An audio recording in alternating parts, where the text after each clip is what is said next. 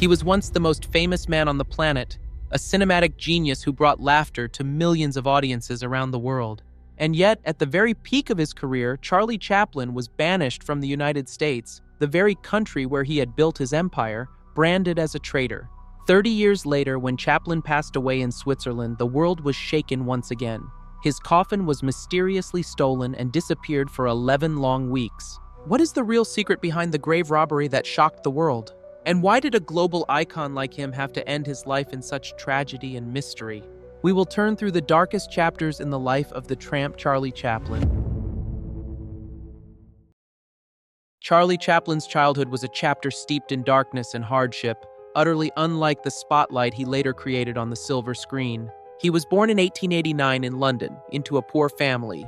Charlie's father, a rising music hall singer, abandoned his wife and child early on, leaving his mother, Hannah, to shoulder the family with meager singing gigs. At 5 years old, he was first thrust onto the stage when his mother suddenly lost her voice mid-performance. Charlie sang in her place, winning over the audience with a rare blend of innocence and charm. Brief as it was, that moment planted in him a yearning for the stage, a ray of light in a bleak childhood.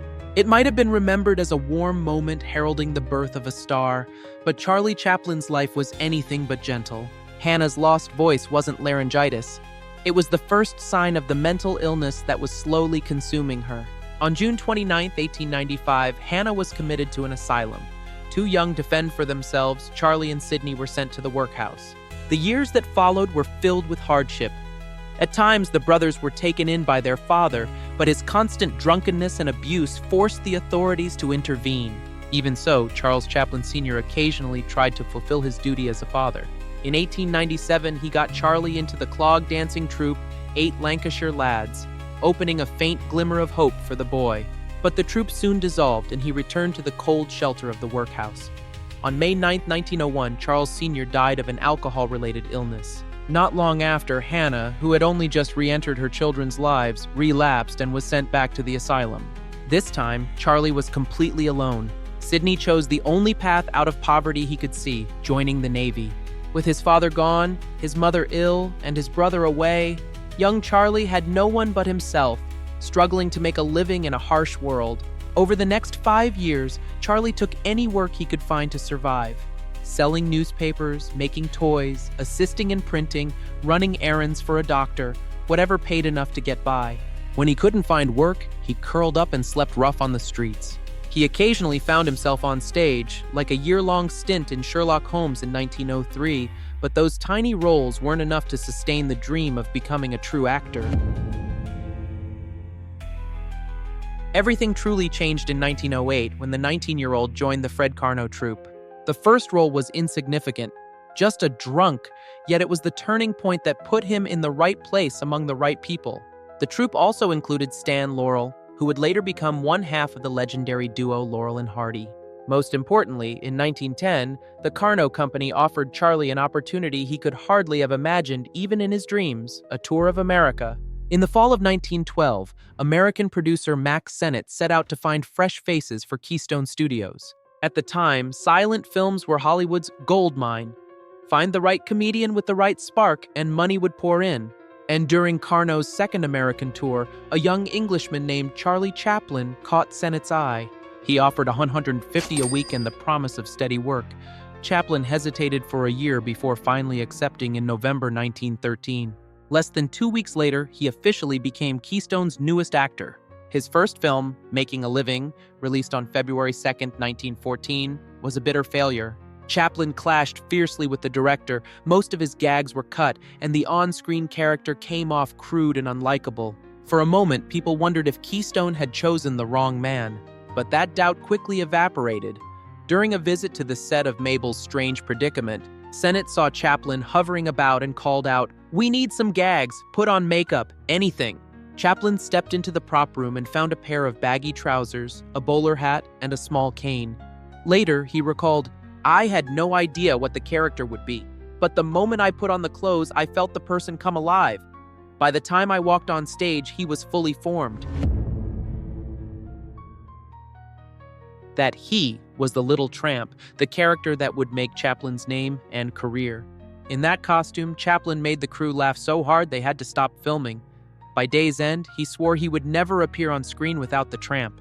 Sure enough, on February 7, 1914, Kid Auto Races at Venice, the second film to feature the tramp, hit theaters ahead of Mabel's Strange Predicament and became an instant sensation. In 1914 alone, Chaplin made 32 more films for Keystone.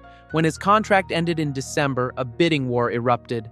S&A won him with $250 a week plus a $10,000 signing bonus. In 1915, Chaplin reinvented the tramp in The Tramp, portraying a gentler, more compassionate figure. The resounding success prompted Mutual Films to immediately poach him from S&I with a record $10,000 a week. At just 26, Chaplin had become the highest-paid actor in Hollywood. Over the next 2 years, he made 12 shorts for Mutual, a period Chaplin himself called the happiest of his artistic life. At the end of 1917, he ended the contract, built his own studio, and signed with First National for full creative control. Not yet 30, Charlie Chaplin was already America's most famous movie star. His next step was nothing less than conquering the world. The following decade ushered in a dazzling golden age for Chaplin's career.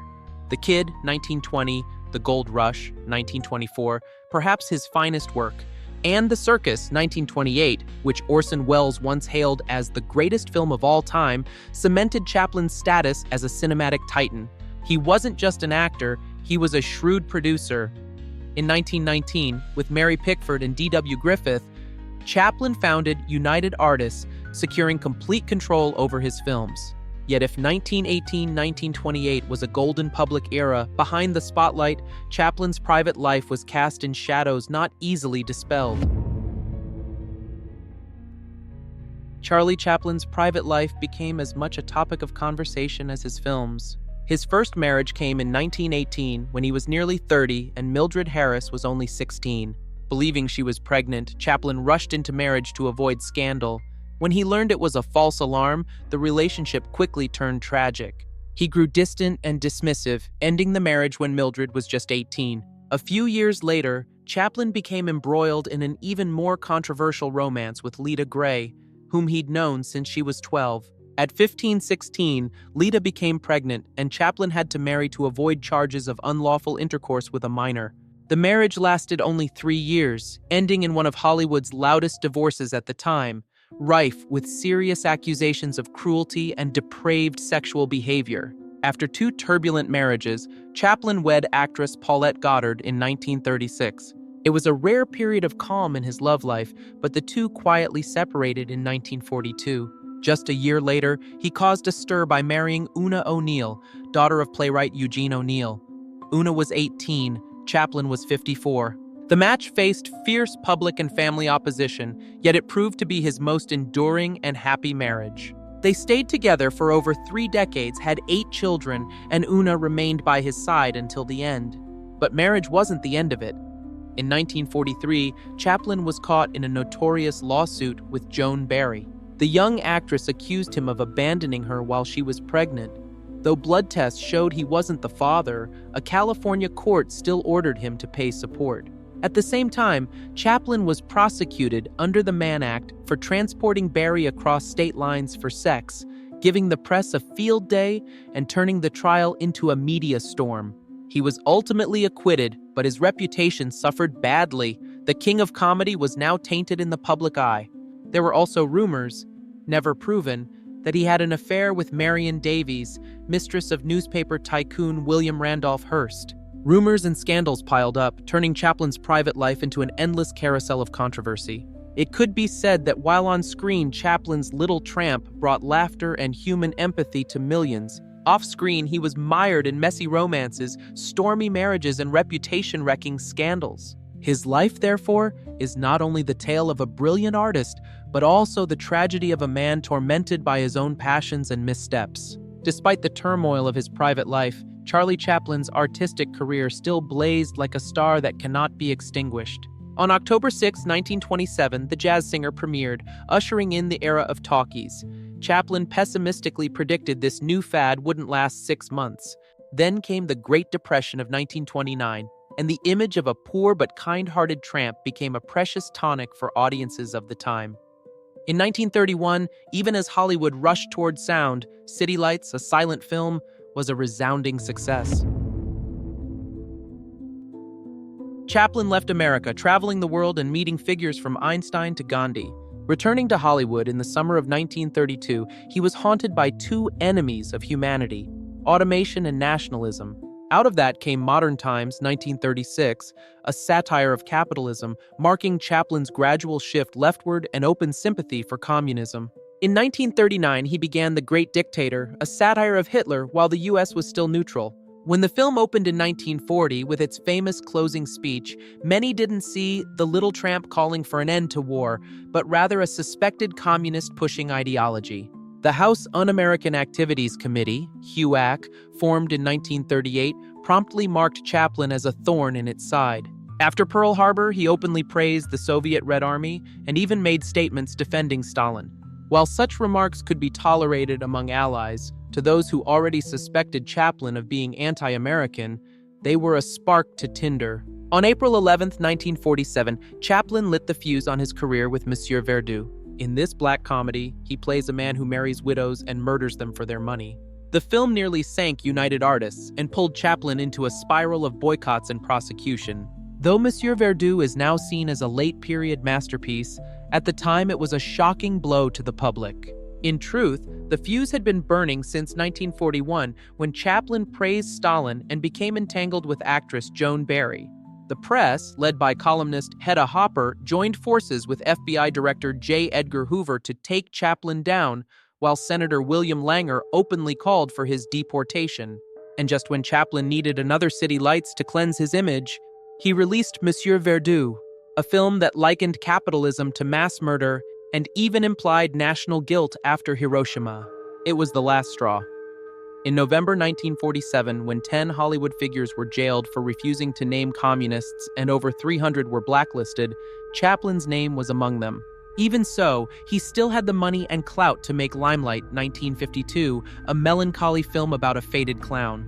That September, Chaplin and his wife Una left the US for Europe to promote it. The very next day, the US government revoked his re-entry visa. After 40 years in America, he had never taken citizenship, and now he was barred for good. Limelight opened in the US amid anti-communist protests, while Chaplin drifted, much like his own little tramp. His Hollywood golden age had officially ended. The rest of Chaplin's life can be divided in two: a long stretch of being hated and a brief acceptance, far too late. After settling in Switzerland in 1953, Chaplin gradually tried to rejoin the flow of European cinema. In 1957, he released A King in New York, about a monarch seeking asylum in America, only to be persecuted, mirroring Chaplin's own life. The film was banned in many states as un-American. The decade was a string of disappointments. At one point, he toyed with reviving the tramp as the sole survivor of a nuclear apocalypse, then abandoned it to make A Countess from Hong Kong, 1967, a film whose main gag was Marlon Brando being repeatedly caught with young women in his room. Chaplin's health declined with a series of strokes, leaving him partially paralyzed. His final project, The Freak, the tale of a South American girl who sprouts angel wings and is hunted, never took shape. By the late 1960s, his condition worsened. By 1974, he was confined to a wheelchair. Though he tried to shoot a little test footage, everyone knew he was out of time. On Christmas night 1977, Charlie Chaplin died in his sleep at the age of 88. He had returned to America in 1972 to receive an honorary Oscar, but lived the rest of his life in exile, convinced the US would never truly welcome him back.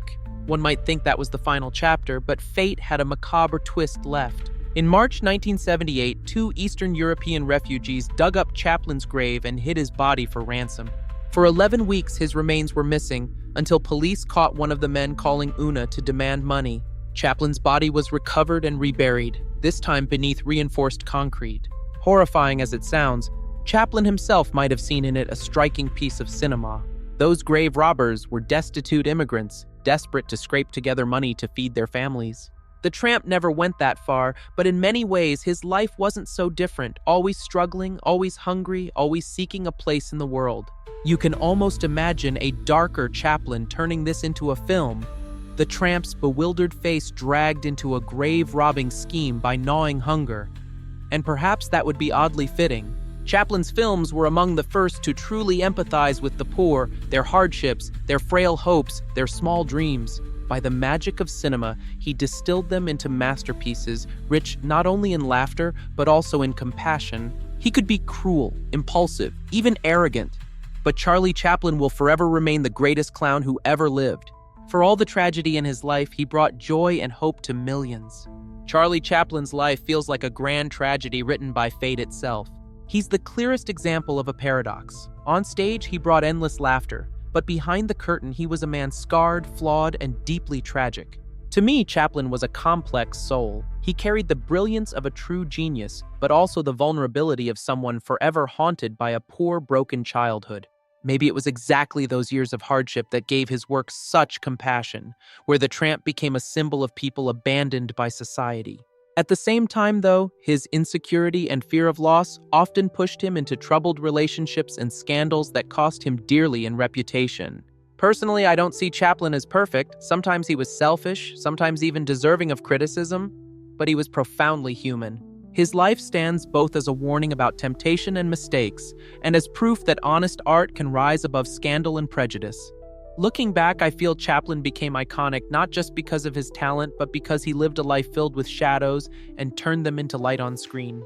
The bigger his tragedy, the more precious the humanity in his laughter becomes for the world. Thank you so much for watching our video today. Even a little support and encouragement can make a big difference. If you found the video helpful and engaging, please like, subscribe, and turn on notifications. Every comment from you means a lot to us and is a huge help as we prepare our upcoming content. If you have any questions or topics you'd like us to explore, please leave a comment. We'll keep striving to bring you better content and deeper stories. Wishing you good health, and may your days be filled with wonderful things. See you in the next video. Thank you.